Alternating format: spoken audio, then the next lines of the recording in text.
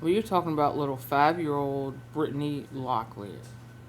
Someone took her young life away. 5-year-old Brittany waited for the bus to take her to school. The next time the family saw her, she was dead. It was just like any other morning on January 7th, 1998. Connie Locklear Chavis was getting her daughter Brittany ready for school. She dressed her in a green and white softball t-shirt, green denim overalls, green and pink tennis shoes, white socks, and green hair tie. As they were getting ready to leave, they wait for the bus. Connie put Brittany in her little red riding hood jacket. She loved everybody. She didn't find no faults with anybody, and Lord, she loved going to church. The bus stop they walked to was less than 500 feet from the house, in a line of sight. As Connie and Brittany were waiting for the bus, Connie decided to quickly go into the home to use the bathroom. Brittany was left waiting for the bus in case it came while Connie was inside. When Connie came back to the bus stop, she saw that Brittany was gone. She figured it must have been the bus that come back to pick up her daughter. Connie said she went to the school to double check.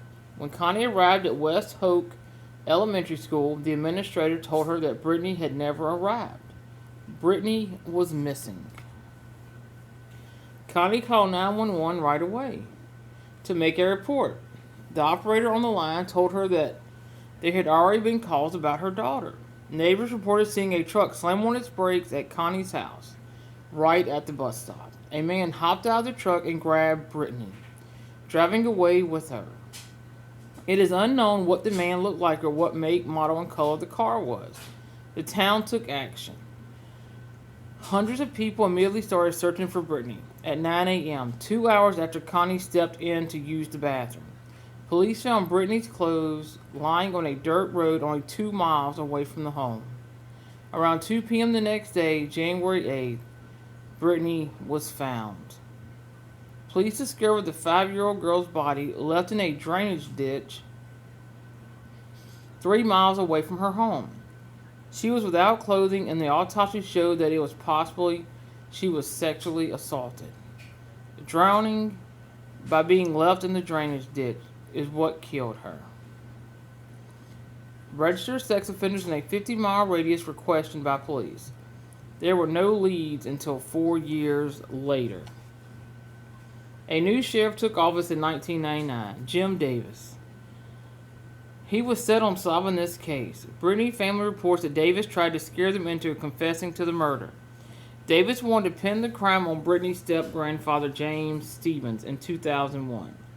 Davis was replaced by Hubert Peterkin, the third sheriff in 3 years, to investigate Brittany's case. Lord, I hope they find whoever killed that baby, said Stevens, Brittany's step-grandfather.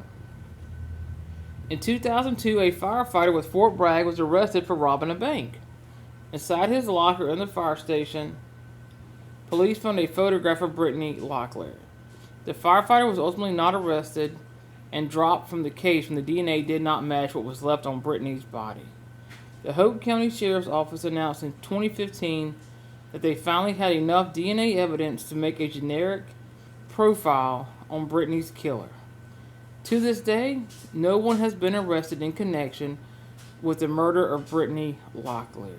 Let's hope and pray that one day Brittany's killer can be found and the family can get justice and have closure.